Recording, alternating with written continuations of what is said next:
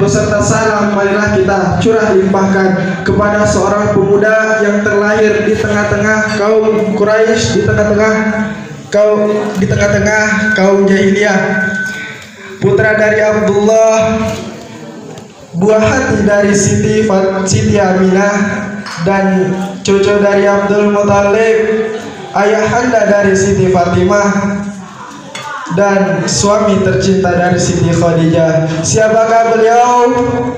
Beliau adalah Habibana wa Nabiyana wa Maulana Muhammadin.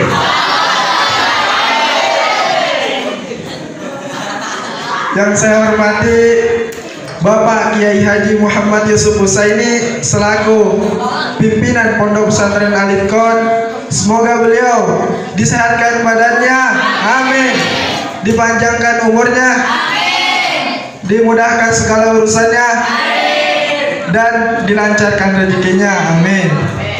Kepada Dewan Asatidz, para asatidzah, semoga beliau diistiqomahkan dalam mendidik kita semua, amin ya rabbal alamin. Kepada Dewan Juri, kepada panitia, dan kepada teman-teman seperjuangan yang ganteng-ganteng seperti Mang Jajang, Mang Adit,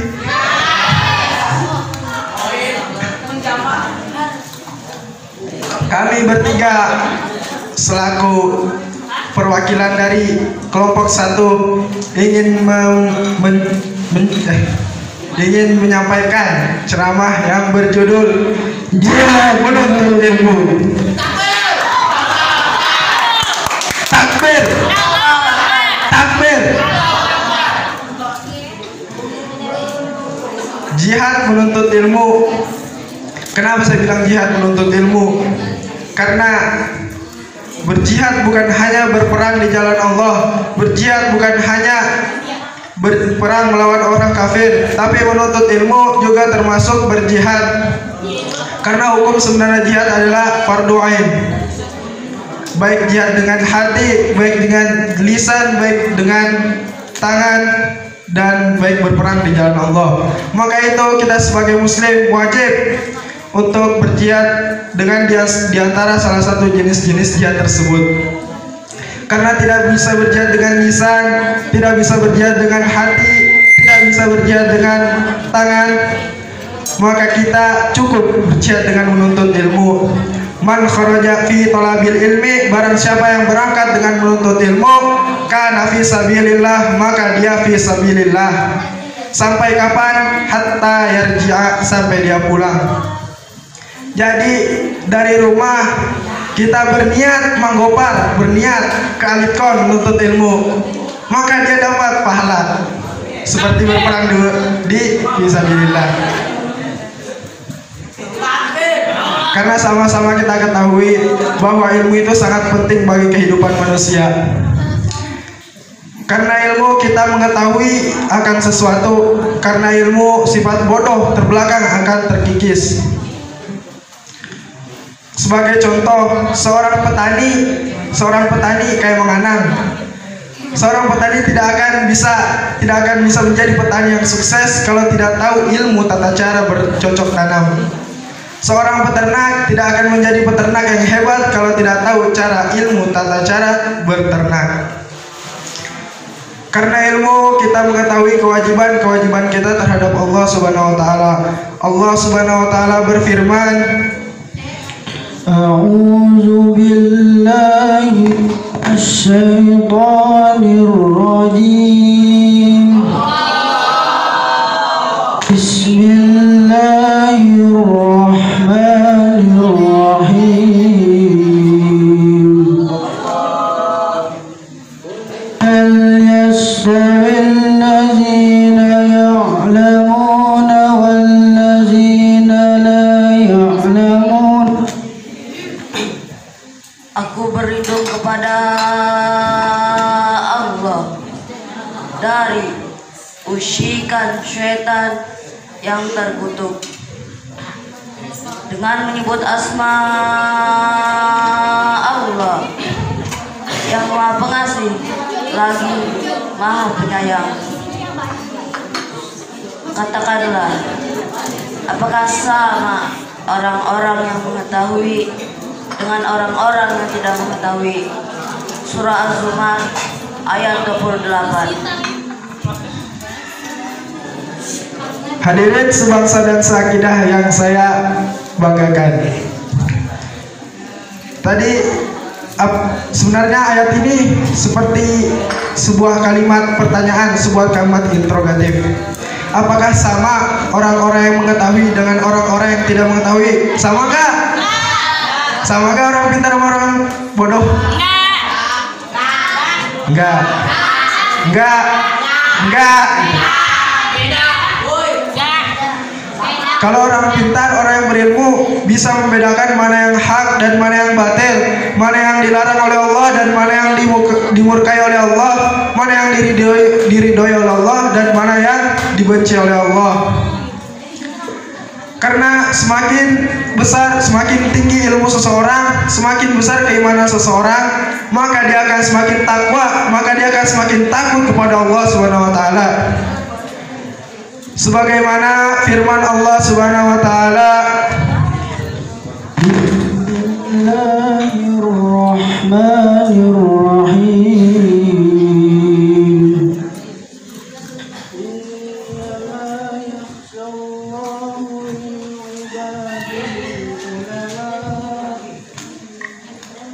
Dengan menyebut asma Allah yang Maha Pengasih lagi Maha Penyayang. Di antara hamba-hamba Allah yang takut kepadanya hanyalah para ulama. Hadirin sebangsa dan seakidah, takwa itu bukan diukur dari banyaknya orang berbicara, dari banyaknya orang bercerita, dari banyaknya orang mengarang kitab. Tapi takwa diukur dari banyaknya, dari besarnya implementasi orang beribadah kepada Allah Subhanahu wa taala. Oleh karena itu Nabi Muhammad SAW mewajibkan kita untuk menuntut ilmu. Sebagaimana Rasulullah SAW bersabda, Talabul ilmi faridatun ala kulli muslimin wal muslimat. Menuntut ilmu itu wajib bagi setiap muslim laki-laki dan muslim perempuan. Menuntut ilmu itu wajib bagi setiap muslim laki-laki dan muslim perempuan.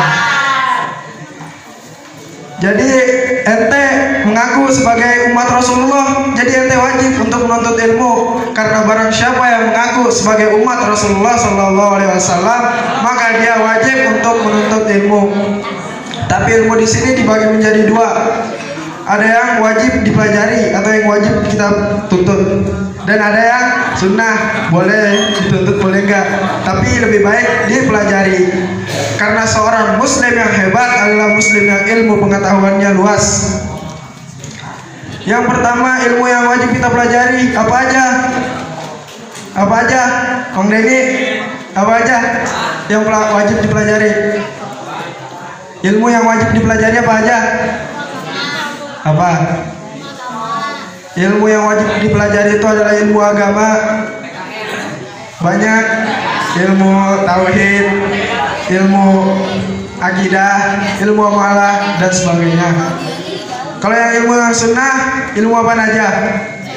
Ilmu yang sunnah itu ada ilmu umum, IPS, IPA, biologi dan sebagainya. Karena ingin bahagia dunia akhirat harus dengan ilmu. Man aroda dunia fa alaihi bil ilmi, wa man aroda al akhirah fa alaihi bil ilmi, wa man arodahuma fa alaihi bil ilmi. Barang siapa yang menginginkan kehidupan dunia harus dengan ilmu, dan barang siapa yang menginginkan kehidupan akhirat harus dengan ilmu. Barang siapa yang menginginkan keduanya maka harus dengan ilmu. Jadi bahkan ingin bahagia dunia bilang, biarin gua bego, yang penting bahagia. Orang bodoh ada yang bahagia gak? Ada. Coba.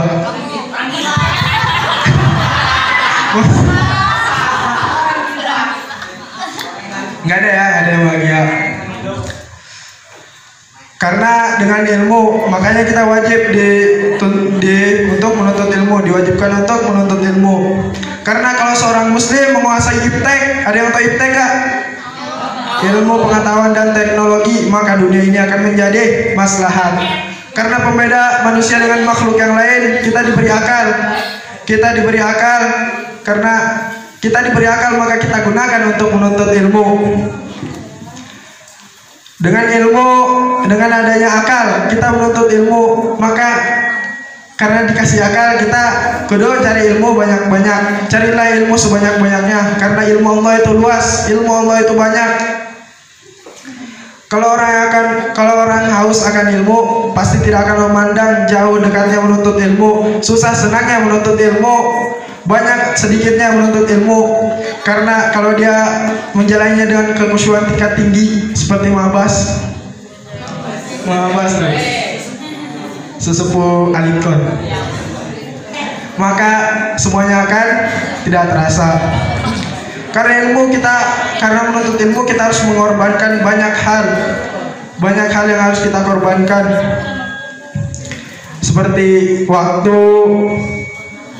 waktu kita, pikiran, hati, ya benar kata pikir itu, benar.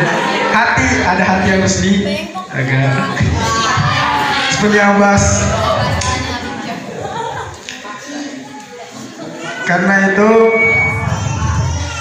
jangan pernah takut rugi menuntut ilmu.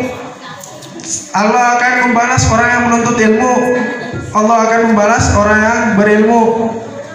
Sebagaimana firman Allah Subhanahu wa taala, Bismillahirrahmanirrahim. Yarfa'illahu allazina amanu minkum wallazina utul ilma darajat. Shadaqallahul azim. Dengan menyebut asma Allah yang maha pengasih lagi maha penyayang, niscaya Allah akan mengangkat derajat orang-orang yang di antaramu dan orang-orang yang diberi ilmu beberapa derajat. Maha benar Allah dengan segala firman-Nya.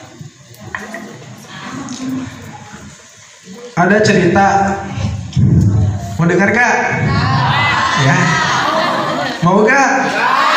Mau, harus mau soalnya.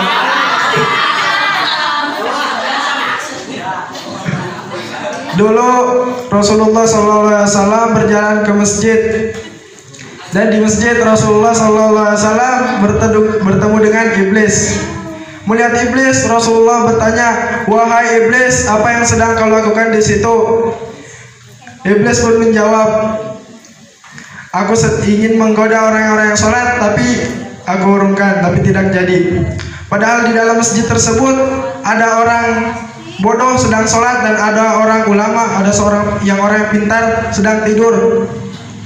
Rasulullah bertanya, "Mengapa wahai iblis?" Iblis pun menjawab, "Aku tidak takut dengan orang yang sedang sholat itu, tapi aku takut dengan orang yang sedang tidur." Orang yang sedang tidur itu seorang ulama. Dia takut karena derajatnya telah diangkat oleh Allah Subhanahu wa taala. Coba kalau Mang Abbas yang tidur. Oh, iblis mah senang. Abbas. Puas. Apa tuh pemenang bantal emas.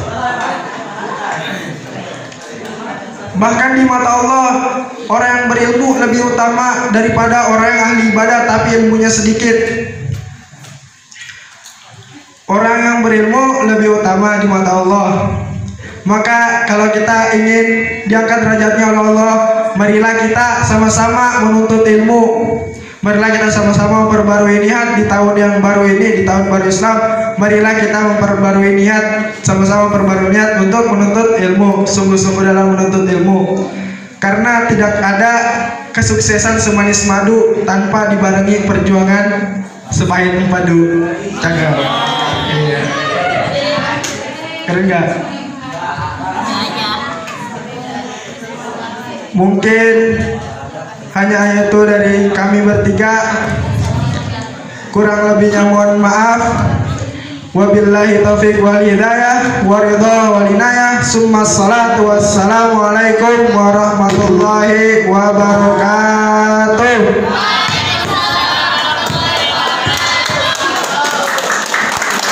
Kelompok beberapa nih?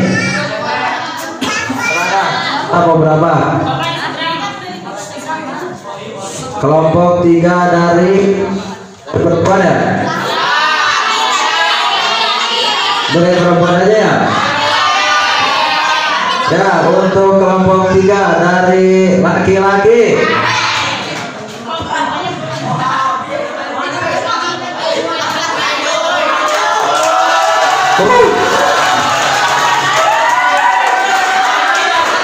Ayo, untuk tepuk tangannya untuk Mang Rido ya, Mang Herdi dan Mang Ohir.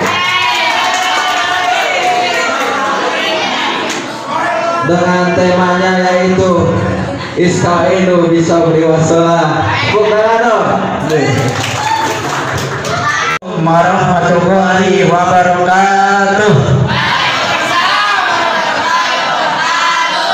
Innal hamdalillah nahmaduhu wa nasta'inuhu wa nastaghfiruh wa na'udzu billahi min shururi anfusina wa min sayyiati a'malina may yahdihillahu fala hadiyalah wa may yudlil fala hadiyalah. Asyhadu an la ilaha illallah wa asyhadu anna Muhammadan abduhu wa rasuluh la nabiyya ba'da.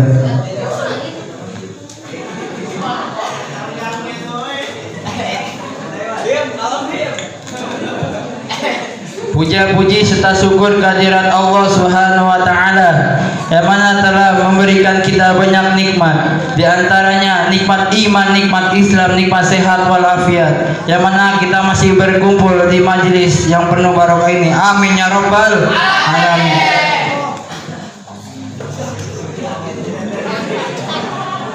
Salawat serta salam tercurah limpahkan kepada junjungan alam, yakni Habibana wa Syafi'ina wa Maulana Muhammadin.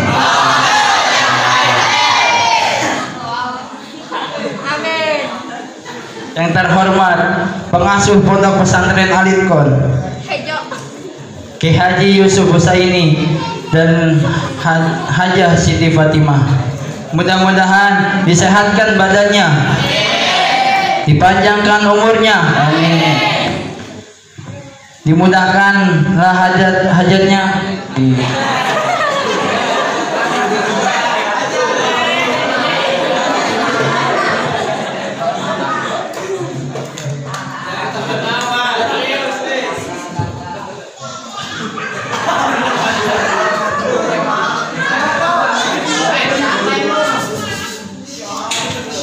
Dan yang saya hormati Kepala Sekolah Pondok Pesantren Alitkon, Ustaz Zulfikri Yasir.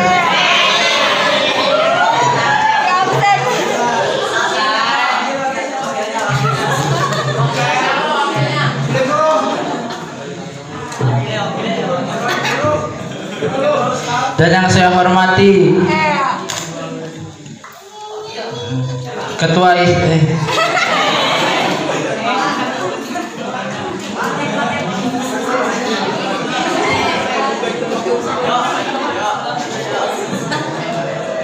dan teman-teman dan para peserta lomba, mudah-mudahan dimuliakan Allah Subhanahu wa taala.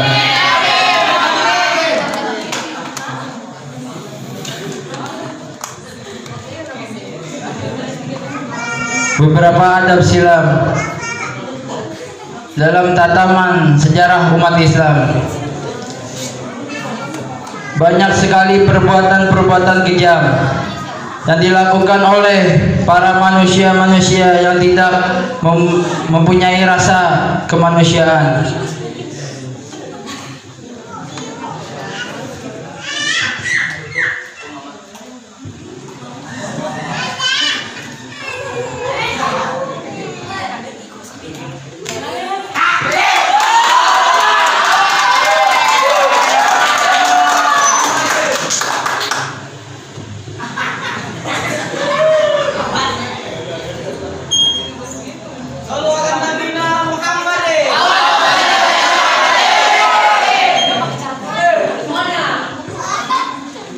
Dalam surat Al-Furqan ayat 63 yang berbunyi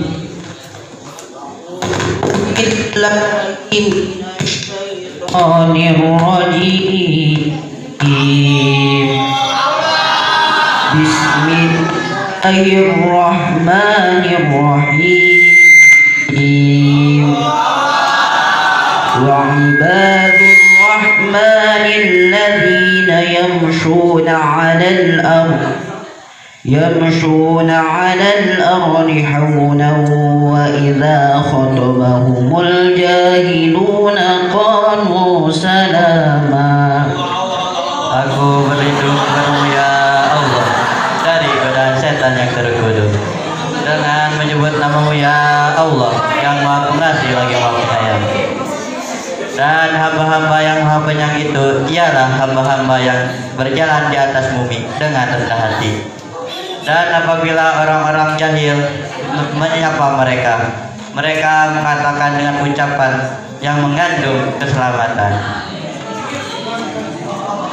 Mengenai sifat Jalaluddin As-Suyuti dan Jalaluddin Al-Mahali, mengenai ayat tersebut,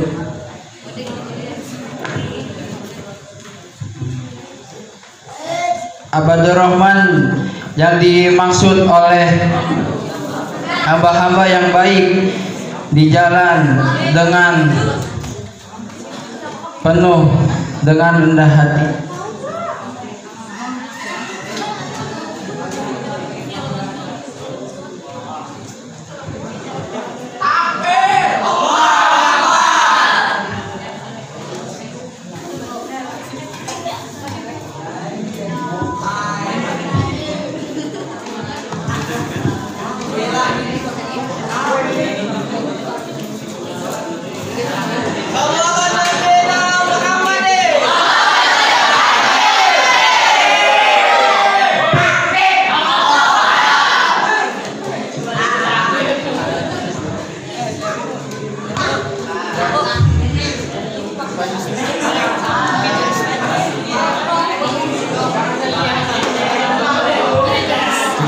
Dari saya lebihnya banyak kekurangannya. Assalamualaikum warahmatullahi wabarakatuh.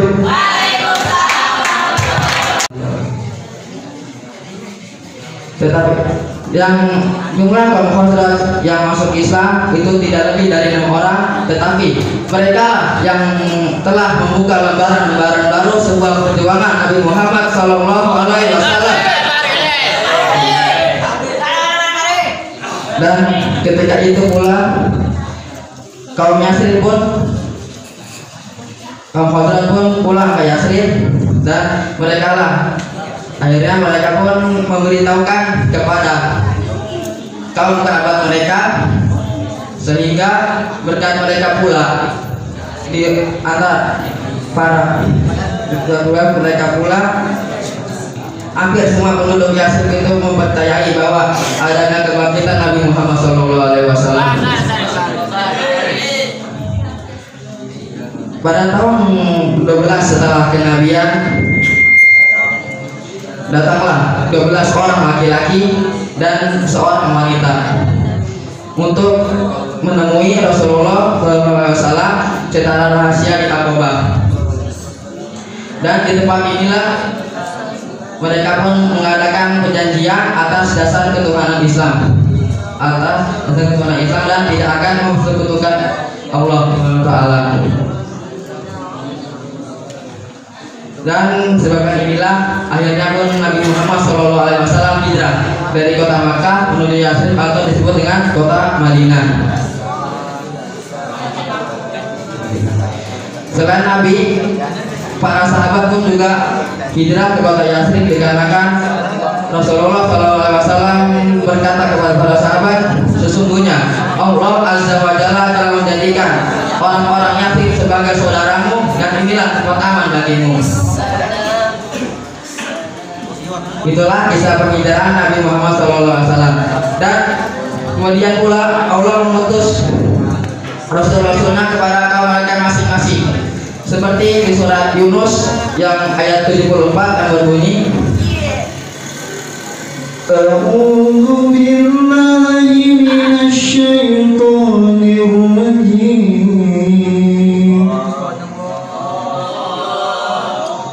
Bismillahirrahmanirrahim. Tsumma ba'atsna min ba'dihi rusulan ila qaumihim min ba'di fama kanu liyu'minu bima kadzabu bihi min qabl kadzalika natba'u ala qulubil mu'tadin. Dengan aku berlindung kepadamu ya Allah dari musikan setan yang terkutuk, dengan menyebut asma Allah yang maha pengasih lagi maha penyayang. Kemudian setelahnya kami utus beberapa dan akhirnya mereka diazab oleh Allah Subhanahu wa taala.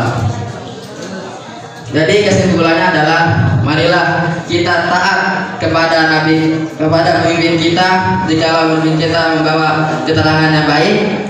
Dan mumpung kita masih memperingati bulan Muharram, marilah kita hijrah bersama-sama dari yang ketakwaan masih belum kuat, kita kuatkan ketakwaan kepada Allah Subhanahu wa taala, dan yang masih belum baik kita baikkan lagi tingkah kita.